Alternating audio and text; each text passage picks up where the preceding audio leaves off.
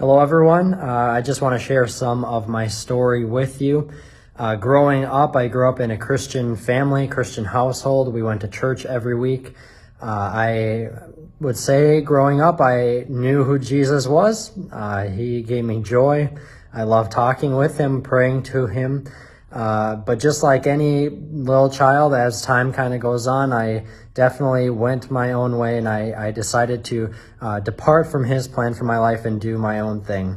One of the things I had and I struggle with a lot, especially in high school and very early college, was a heart full of lust. The way that I viewed people was not the way that God had created them to be.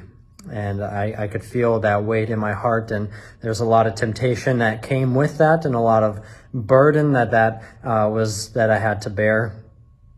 And I remember one day there was a moment of great temptation, and I had a moment with God where it almost felt like God's hand was coming down to me from heaven, and I could see it, and it was just this beautiful image, but also at the same time there was this hand reaching up to me from the pit of hell, and it was from Satan.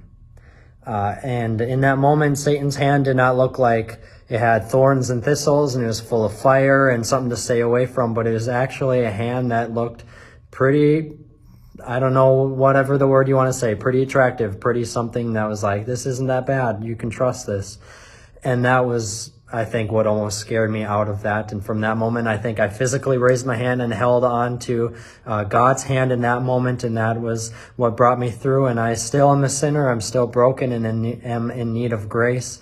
But from that moment forward, he has continued to remind me that this is not something I can do on my own. I need the strength and the grace and the love of Jesus Christ in my life. And that is how he has delivered me from the pit of hell into eternal life. And I cannot be more grateful. This is what Jesus has done for me.